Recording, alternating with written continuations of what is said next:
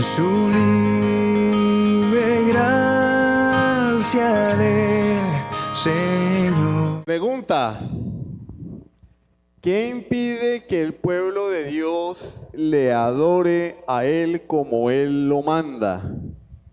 ¿Hay algo que impide que el pueblo de Dios, llámese Israel o llámese la iglesia, le adore como Él lo ha ordenado? Bueno, si preguntamos si hay algo, sí hay algo. Hay algo que impide que el pueblo adore como Él lo ha ordenado.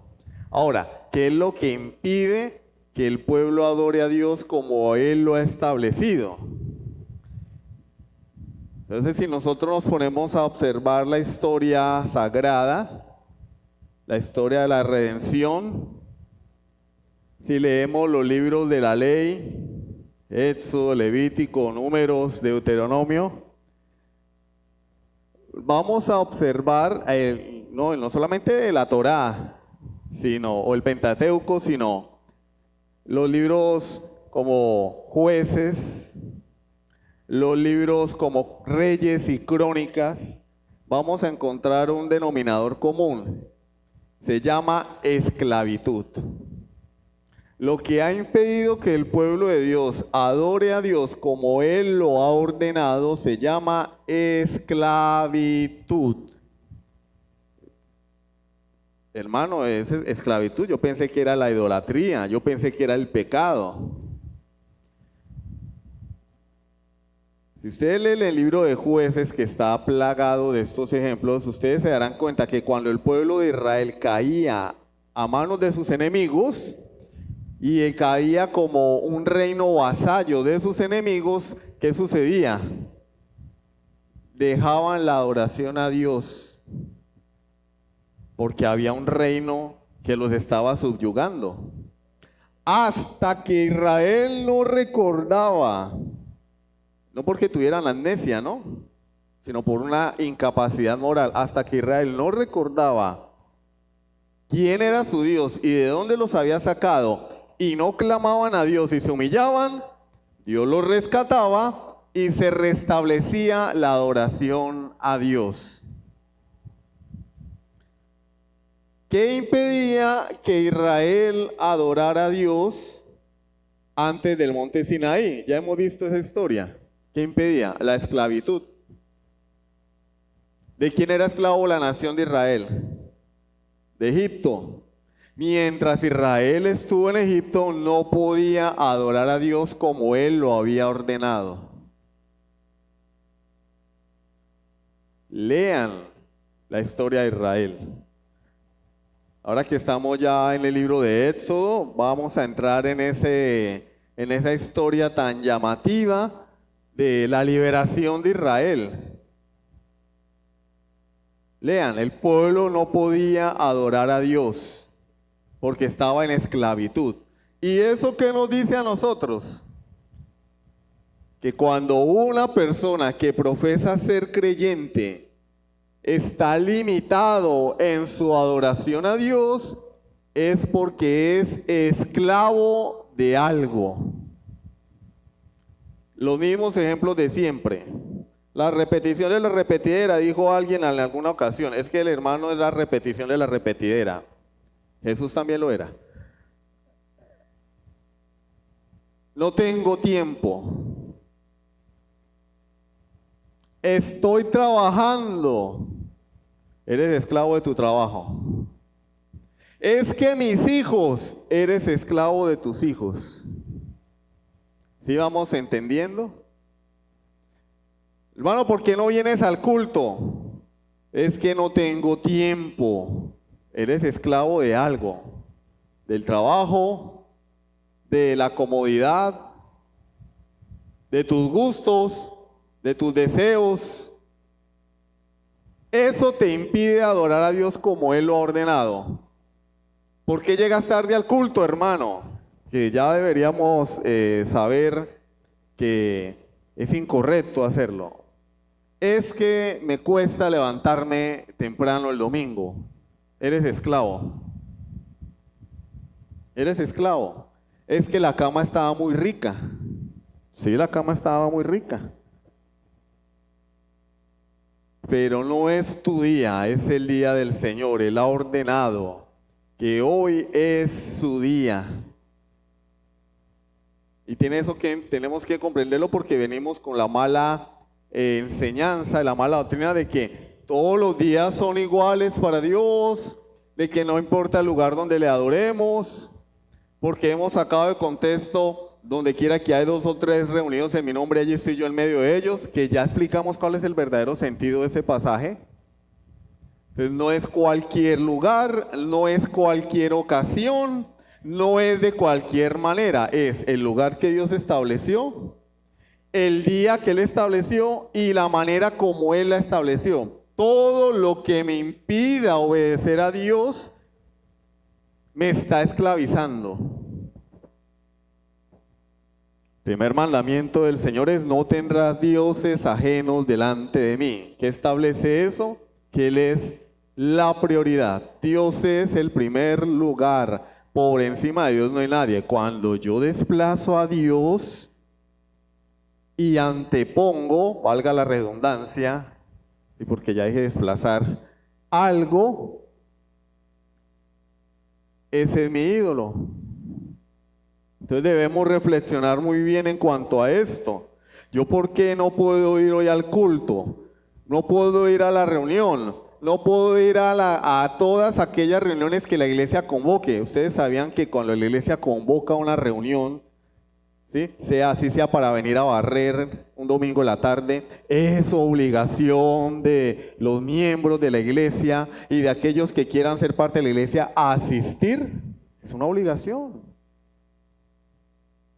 Eso es como que la mamá de uno esté en el hospital y uno no la vaya a visitar.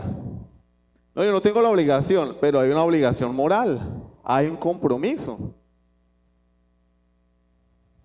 ¿Qué me impide a mí? No, pero es que el domingo en la tarde se hizo fue para descansar. No, eso es lo que dice el mundo. Lo que dice la palabra de Dios es que hoy es el día del Señor. Y por ende, a las 12 del mediodía no hay que estar mirando el reloj a ver a qué horas termina el pastor la predicación. Uy, ya son las 12, se alargó. No se alargó, es el día del Señor. Entonces todo aquello que se interpone entre mí y Dios, entre la adoración que yo debo rendirle a Dios y Dios mismo, es un ídolo. Me está esclavizando. ¿Qué pereza? No tengo pereza hoy. Ese es tu ídolo. Tu comodidad, tu bienestar, tu zona de confort. ¿Qué impide que el pueblo de Dios adore como Él manda? Uno mismo. Somos ególatras.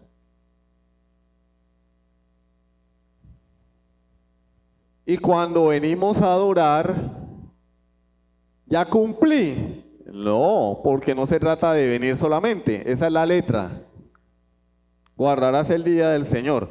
El espíritu de ese mandamiento, ¿dónde está?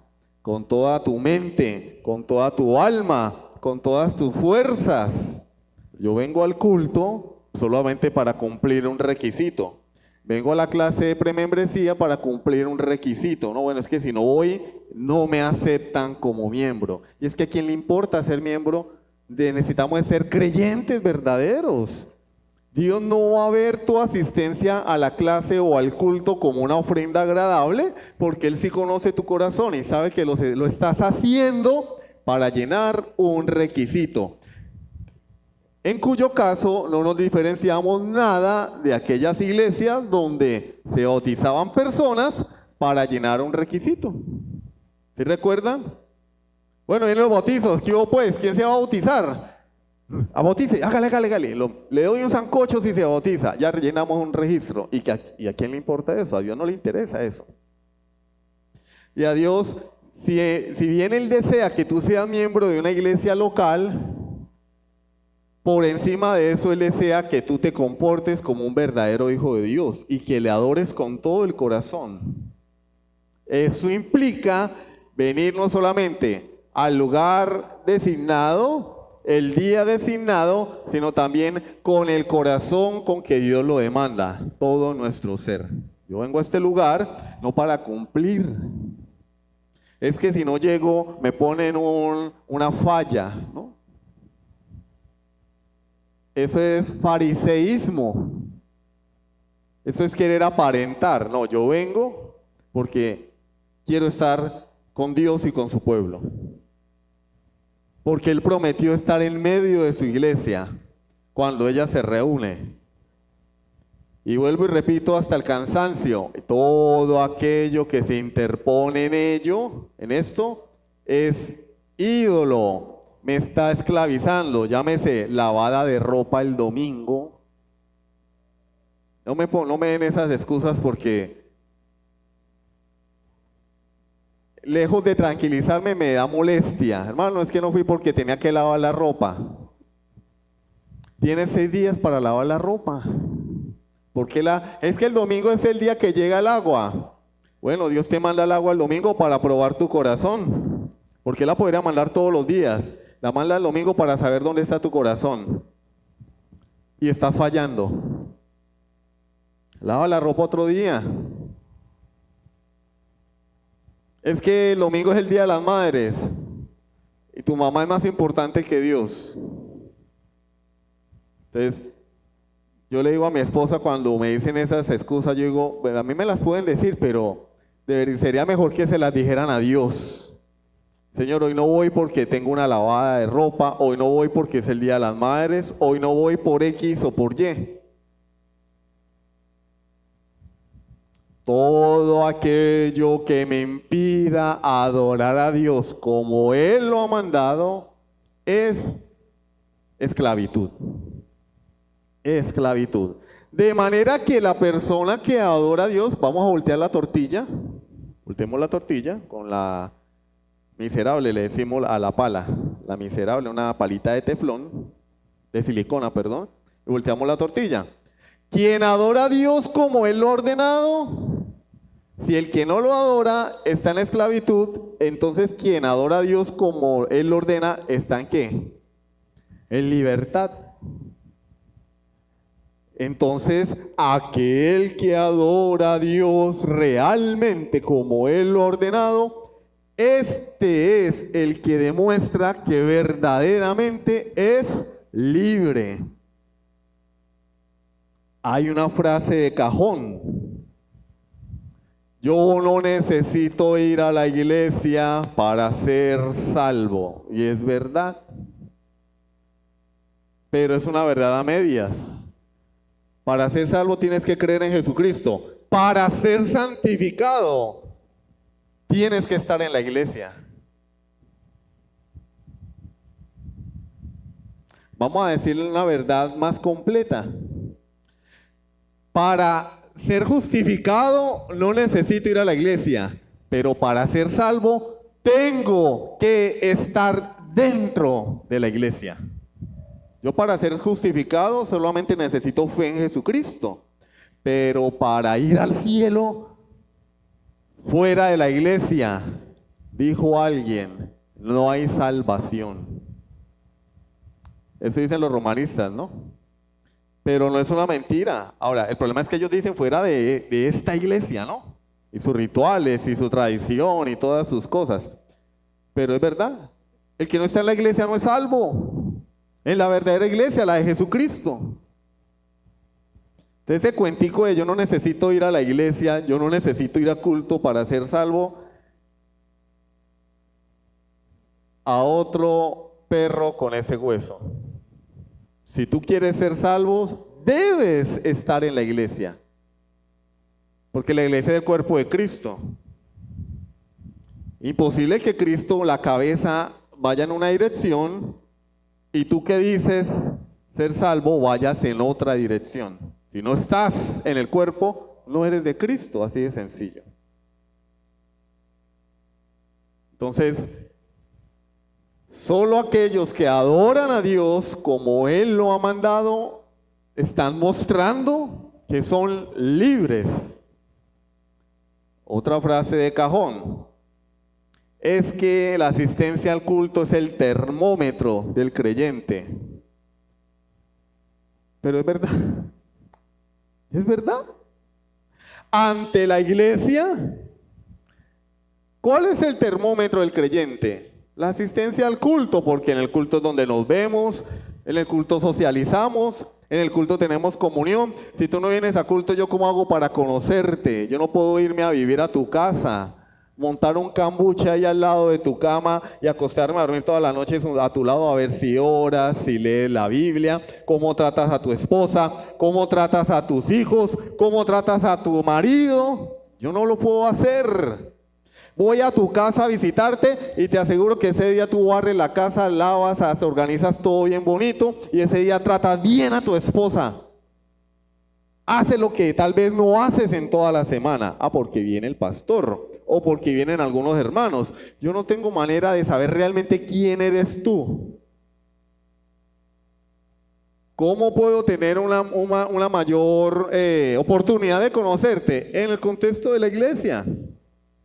Cuando asistes al culto, cuando adoras a Dios, cuando veo que estás atento a la predicación y no te estás quedando dormido, cuando te llamo la atención y tú no frunces los hombros, no reviras. Es una palabra lícita, ¿no? Es muy criolla, pero es... No protestas, no justificas tu pecado. Ahí es cuando empezamos a conocer a las personas, pero si las personas no vienen o vienen eventualmente o son turistas de la iglesia, ¿cómo los conocemos? Es muy difícil. Entonces, en ese sentido, vernos en la iglesia es el termómetro. Es la manera de decir, esta persona, yo no puedo asegurar que sea creyente porque no soy Dios, pero en lo que a mí concierne, parece creyente. Puede que me equivoque, a Jesús se le coló uno, claro, él lo sabía, porque él es Dios, pero había uno, Judas, y los demás ni enterados. Los demás no sabían, los demás pensaban que era una persona piadosa, generosa con los pobres, y mentira, el hombre era un ladrón. ¿Dónde está el discernimiento de los apóstoles? En el mismo lugar donde dejamos el nuestro. No somos mejores que ellos. Entonces, frase de cajón que es válida. Es válida. Entonces, el que no adora a Dios como Él lo ha ordenado, está siendo esclavo de algo. Y quien adora a Dios, en la medida de sus posibilidades, del conocimiento, porque no tenemos el conocimiento perfecto de la Escritura, tratamos de ser consecuentes. Por eso la iglesia reformada no dice que es la mejor iglesia del mundo. La doctrina reformada nunca ha dicho que es la mejor doctrina del mundo.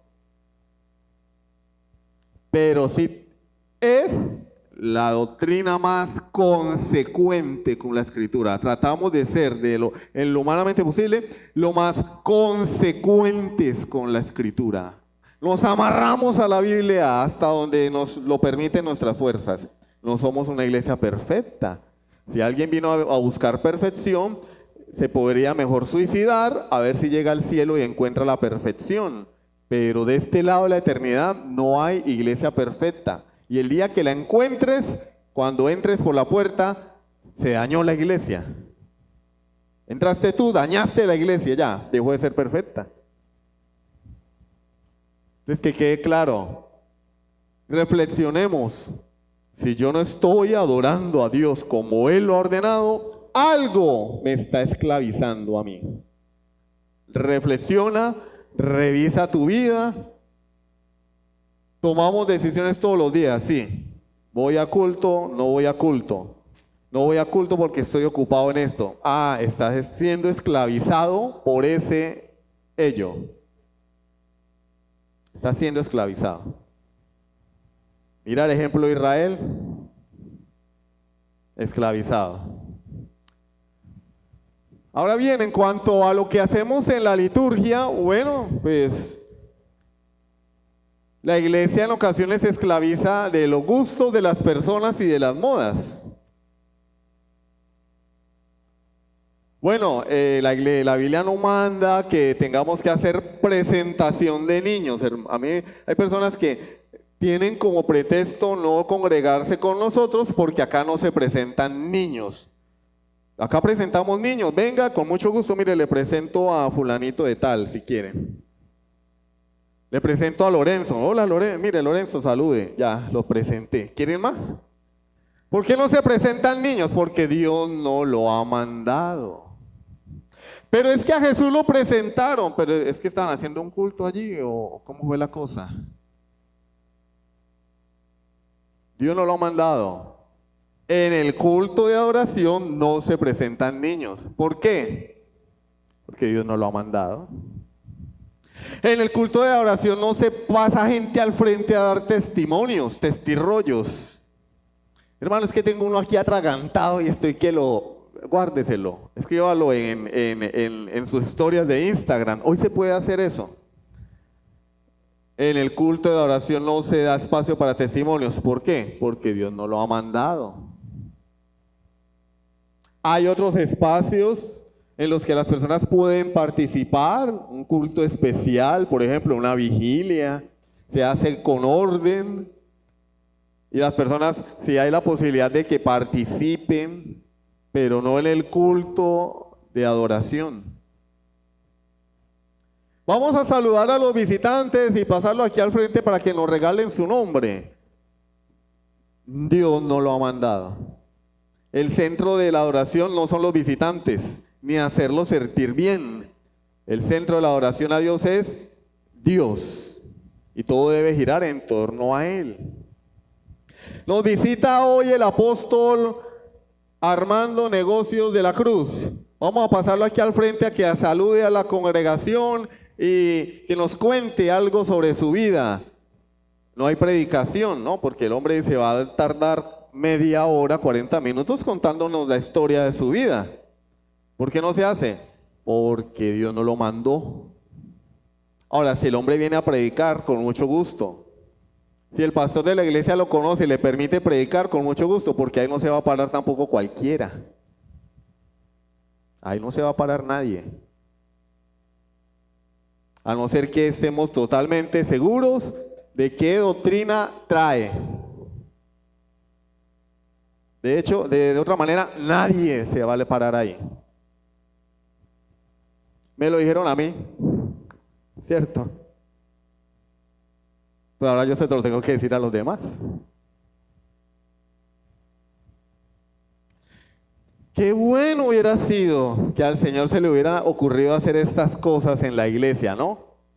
Un culto participativo, una obra de teatro, una película.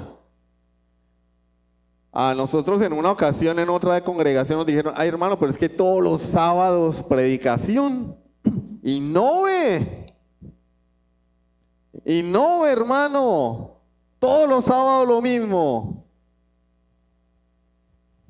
Obra de teatro, película, video helado, juegos, chévere, pero a Dios no se le ocurrió, Dios no lo mandó, por lo tanto no se hace. No se hace. Se hace lo que Dios ha mandado. No a la perfección, ¿no? Porque siempre, nunca falta, pero es que yo vi que, es que yo me he dado cuenta, pero es que no, yo digo, no a la perfección. No somos perfectos, pero queremos ser consecuentes con lo que la Biblia enseña. ¿Qué otras cosas se hacen en la iglesia? Danzas, ahí van las danzarinas. ¿Y por qué en esta iglesia no tienen danzarinas? Mire que la niña mía viene de una iglesia donde sí danzaba. ¿Y acá por qué no las hay? Porque Dios no lo ha mandado. Pero es que yo me salí de mi iglesia para traerla acá y acá no hay danzarinas. Bueno, pues te puedes devolver para tu iglesia. Ya te van a recibir con mucho gusto porque acá no hay danzarinas para entretener a tus hijos. Acá se predica la santa palabra de Dios. Que no entretiene, pero salva. No entretiene a nadie, pero salva. Bueno, a mí me entretiene la palabra de Dios. mi esposa y yo somos felices oyendo la Biblia dramatizada. Biblia dramatizada, uy, chéverísimo. Y uno se imagina la película. La Biblia salva, educa, instruye y a algunos nos entretiene. Y cuando hablo de entretenimiento, hablo en el buen sentido de la palabra, ¿no? No me aburre, no nos aburre. Entonces, hubiera sido bueno que esas cosas hubieran sido ordenadas por Dios. Bien, sí, chévere, pero no las mandó. Entonces, cuando una persona dice, acá, ¿por qué no se hace así? ¿Por qué no se hace asado? Sencillo, Dios no lo ha mandado. No está en la Escritura. No se hace. Y por eso a algunos les parece aburrido el culto. A los de afuera y a algunos de los de acá. Sobre todo los que se quedan dormidos en medio del culto, en la predicación. Les parece aburrido. Si yo me quedo dormido es porque me estoy aburriendo. Mi esposa y yo fuimos a ver una vez Aquaman. Aquaman 1. ¿Sabes que se dormía ella? Claro, la película duró casi 3 horas, ¿no? Pero yo estaba así. Cuando terminó la película, ¿qué tal, mi película? Bien, bueno, mi amor, ahí. Llegamos a la casa. Ay, amor, de verdad es que la película no me gustó. A que me dormía. Pero yo estaba, uy, ¿no? Con los efectos especiales, tal, ¿no? A mí sí me gustó, a ella no. Por eso estaba que se dormía. Pero cuando a uno algo le gusta, no se queda dormido. No se queda dormido. Entonces, a Dios no se le ocurrió, no se hace. Punto número C, la introducción de prácticas extrabíblicas. Terminamos el B, ¿no? ¿Sí recuerdan? Llevamos varias semanas en el punto B. La introducción de prácticas extrabíblicas en la adoración tiende inevitablemente a nulificar. ¿Qué es nulificar? Anular. Lo que pasa es que sí estaba en el texto, entonces yo quise dejar la palabrita allí. No lo utilizamos nosotros mucho, pero en Centroamérica se utiliza más. Nulificar, Centroamérica. ¿Sí? Hice la tarea. Nulificar y minar la verdadera adoración establecida a Dios. ¿Qué pasa? Pues que cuando nosotros introducimos cosas que Dios no ha mandado, vamos desplazando aquello que Dios sí ha mandado. Llega el momento donde lo que Dios sí ha mandado deja de ser importante para nosotros. ¿Por qué? Porque estamos haciendo lo que nos gusta. ¿Y quién quiere dejar de hacer lo que le gusta? A nadie. Una persona que es afiebrada a jugar fútbol, juega fútbol y le dicen, hora de almorzar. No, estoy jugando fútbol. Más tarde voy a almorzar, estoy jugando fútbol. Y no almuerza. Deja lo importante por aquello que le gusta. Comer es importante, pero él desea jugar fútbol. Dios ha ordenado cómo debe hacerse la adoración. Cuando empezamos a introducir lo que nos gusta, nos quedamos con lo que nos gusta y empezamos a hacer a un lado lo importante que es lo que Dios ha mandado. Miren lo que dice Mateo 15 del 1 al 9. Allí está el capítulo de lo que contamina al hombre. Creo que es Mateo capítulo 15. Mateo, ¿dónde estás que no te veo?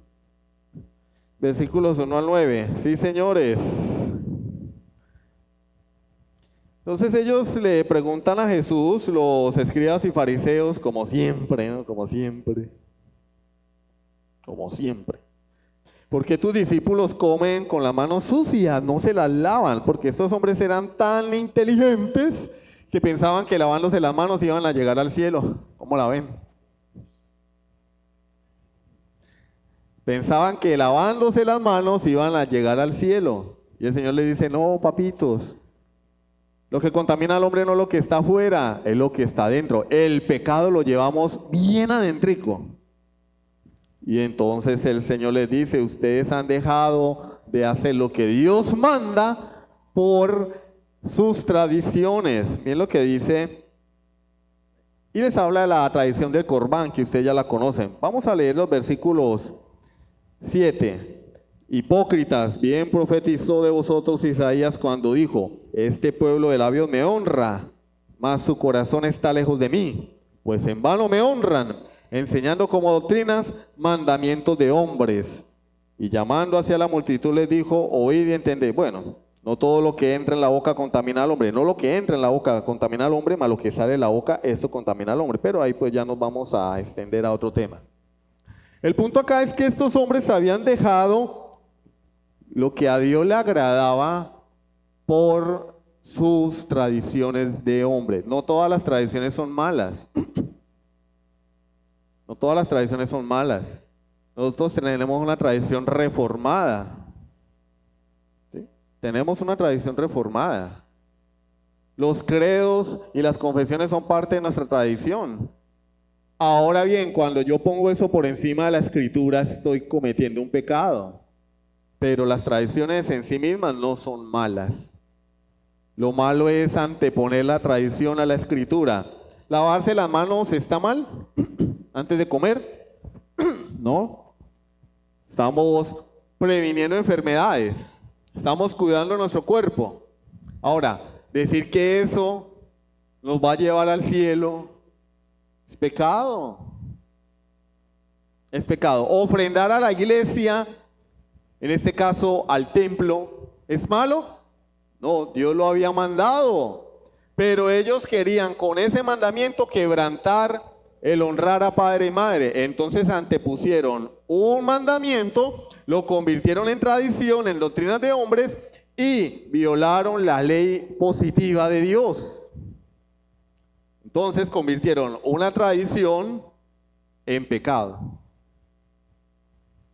Cuando el pueblo de Dios empieza a hacer cosas y hace énfasis en ellas y empieza a desplazar la verdadera oración a Dios, está cometiendo pecado. Anula lo que Dios ha ordenado en su palabra. Por eso allí dice, el ser humano le da, es que la da. Ay. Bueno, el que tiene manos en el teclado se equivoca. Más importancia a lo que Dios no ha mandado. Entonces la predicación empieza a durar menos. Media hora, 20 minutos. Ustedes no lo creen, pero yo sí, porque yo sí he asistido a predicaciones de 20 minutos. Parecen un comercial de televisión, de esos de televentas, ¿no? De televentas, 20 minutos. Adoración, 1 hora y media. Ahí dele, y dele, y dele. Bueno, ahora tenemos al predicador, 20 minutos. Cuando el predicador dice buenas noches, se acabó la predicación. Bueno, acabó el culto. ¿Cómo estuvo el culto? Buenísimo, nos gozamos en el Señor. ¡Qué adoración! ¿No? ¿Cuál adoración? ¿Cuál adoración? No dejaste ni hablar a Dios. Hiciste lo que quisiste. Y el homenajeado no pudo ni hablar. ¿Cuál adoración a Dios? Punto A. Cuando hacemos énfasis en cosas que Dios no ha mandado, desplazamos realmente lo que Dios ha mandado. Le damos más importancia a lo que el Señor no ha mandado. Dice Sam Waldron, esta tendencia está ilustrada en las iglesias evangélicas actualmente, donde los anuncios triviales o ridículos, los anuncios son parte del culto, ¿no? Estamos tocando temas relacionados con la iglesia. ¿Sí? Porque alguien puede decir, no, pero es que los anuncios no, los anuncios son parte del culto. Estamos anunciando que va a haber una actividad que involucra a la iglesia. Estamos anunciando que hay estas actividades en la semana que involucran a la iglesia. Hoy va a haber cena del Señor. Es un anuncio que involucra a la iglesia. Ahora, anuncios triviales o ridículos que no tienen que ver con la iglesia. Hermanos, por favor, hoy va a haber elecciones, entonces a las 4 de la tarde van a cerrar las mesas de votación, por favor, investiguen en internet, no les toca. ¿Y a quién eso qué tiene que ver con el culto?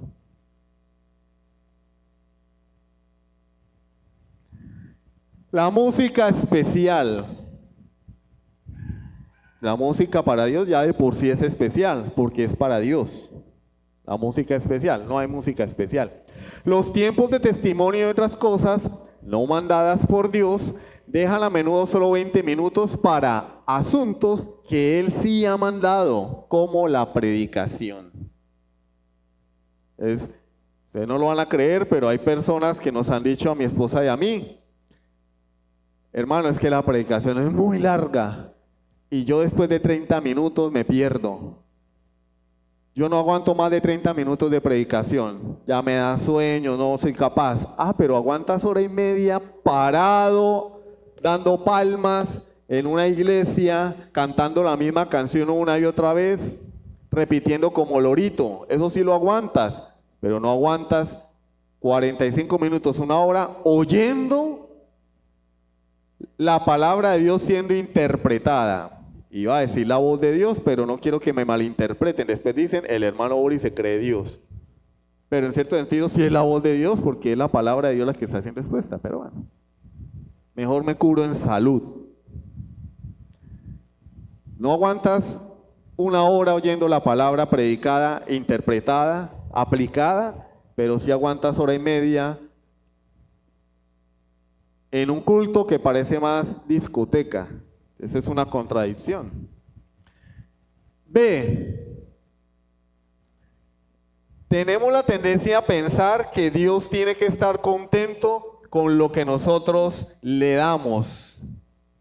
Bueno, al fin y al cabo lo hago para Dios. Ya lo hemos dicho muchas veces, pero es que se nos tiene que quedar en la cabeza.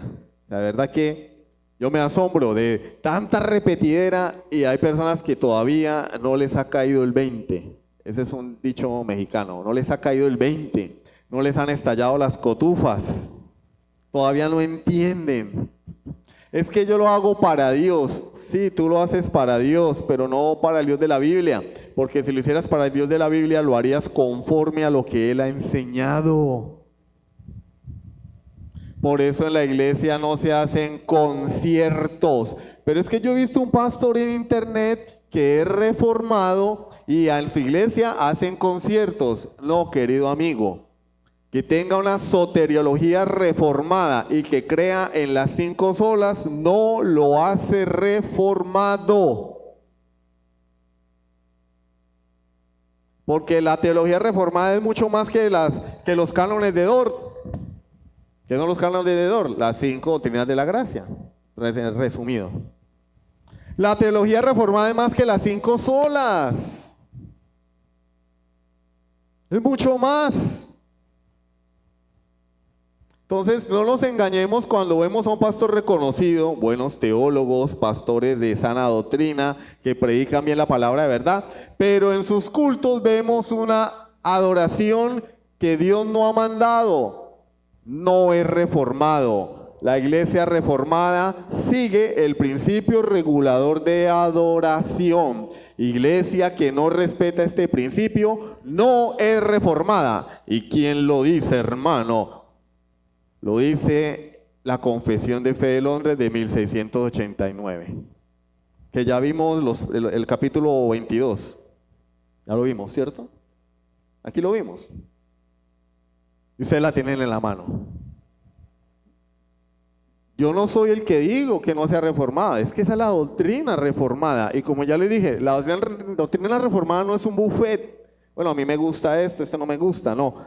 ¿Nos la comemos toda o no nos la comemos? Hay personas que se identifican con algunos aspectos de la reforma, pero eso no los hace reformados. Y poníamos un ejemplo, por ejemplo, el pastor John MacArthur. Nadie puede decir nada malo de él, pero John MacArthur John MacArthur es dispensacionalista. Un dispensacionalista no puede ser reformado, porque distintivo de la doctrina reformada, teología del pacto. Pero nuestros hermanos presbiterianos sí, porque ellos tienen una teología del pacto, no idéntica a la nuestra, pero muy parecida. Ellos tienen teología del pacto, igual que nosotros. El que no tenga teología pactual no es reformado. Yo soy dispensacionalista, no eres reformado, pero creo en las 5 solas, creo en las 5 doctrinas de la gracia. Bueno, hay un problema en creer en las 5 doctrinas de la gracia y no tener una teología pactual. Es casi una contradicción.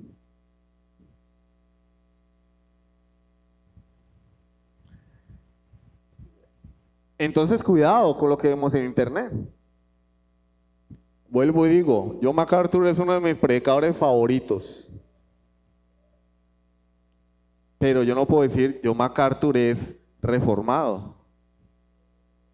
Muy buen teólogo, un referente hoy en día de la iglesia protestante. Pero no puedo decir es reformado porque es dispensacionalista. No es confesional. Ya dijimos la importancia de ser confesional, ¿no? No es confesional. Ahí hay otro problema. La iglesia reformada es confesional. Si no eres confesional, no eres reformado. ¿Sí ven? Cómo nosotros empezamos a cerrar la brecha, hasta que en lo más chiquito que queda, la iglesia reformada. Empezamos con ¿qué? Con el cristianismo, el mundo cristiano, pero dentro del mundo cristiano están todos aquellos que profesan creer en Cristo. Y cerramos la brecha, el mundo católico. Seguimos cerrando la brecha, el mundo evangélico protestante. Y cerramos más todavía, el mundo reformado. Ahí quedamos nosotros. Y lo demás queda por fuera. Principio regulador de adoración, distintivo reformado. Quien no crea este principio y no lo practique, no es reformado. Danzarinas, concierto, una sobreexaltación al grupo musical. Yo sé que a todos nos gusta la música, a mí me encanta la música. Pero cuando al grupo musical se le eleva la categoría de estrellas de la canción, yo soy el salmista, no, mi hijo, estás... Pastor, tienes un problema. Porque en una iglesia, si hay músicos, deben entender que solo son servidores, no estrellas. Por eso es tan peligroso ese ministerio, es peligrosísimo. Porque la gente me va a mirar, va a reconocer mi talento, me va a felicitar y puede que yo, si no estoy lleno del Espíritu Santo, empiece a llenar mi orgullo. ¿Y termina qué? Desplazándose la adoración a Dios por la adoración a la orquesta, a los talentos de los músicos, al talento, a la voz del cantante. Uy, qué vozarrón, qué solo que hizo. Pero es que yo no estoy aquí para hacer solos. Estamos aquí es para cantar y agradar a Dios. Por eso el que dirige tiene voz de tarro. Es la voz que Dios me dio, ¿qué le vamos a hacer? Dios nos salta de alegría con nuestras innovaciones. Que a nadie se le ocurra pensar que cuando yo invento algo nuevo, Dios está en el cielo aplaudiendo. No. Si Él no lo ha mandado, todo lo contrario, está molesto con su iglesia. Estás haciendo algo que yo no te ordené. Y ya vimos el castigo para aquellos que hacen cosas que Dios no les ha mandado en la adoración. Nadab y Abiú. Candela, fuego del cielo cayó y los quemó. Bueno, fuego de la presencia de Dios, dice. Ahí yo no podría afirmar si cayó del cielo, porque ellos estaban, ¿cierto?, en la presencia de Dios. Entonces ahí sí hay un debate. ¿Cayó? ¿De dónde salió el fuego? No vamos a entrar en esas minucias, ¿no? Podríamos generar un debate y una división en la iglesia por eso. Bueno, ¿el fuego cayó o salió de frente?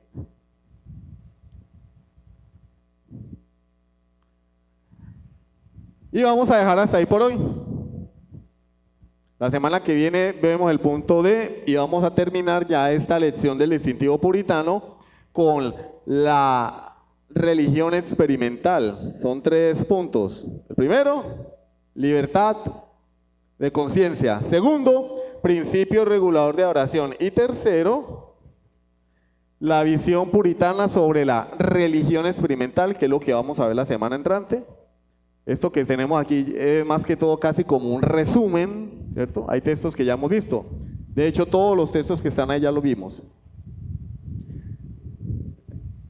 Así, estúdienlos para la semana que viene. Deuteronomio 12, Levítico 10 y Juan 4:22. Anótenlos, por favor, los estudian y de pronto yo les hago alguna pregunta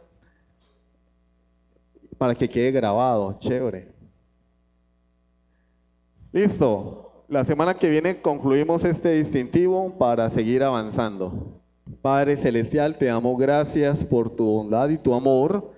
Gracias por enseñarnos tu palabra. No es fácil porque pues venimos con tradiciones, costumbres, apegos, gustos, patrones de conducta y no solamente esos, patrones de pensamiento que pueden ser un obstáculo en el aprendizaje de tu palabra. Y pareciera que estas cosas son nuevas, pero no, esto es tan antiguo como la misma creación. Tú has ordenado cómo el hombre debe adorarte. El problema es que lo desconocemos o lo desconocíamos. Y ahora que estamos siendo instruidos, ayúdanos, Señor, a ser dóciles a tu palabra. Bendice a tu pueblo, oramos en el nombre de Jesucristo. Amén. Sublime gracia del Señor.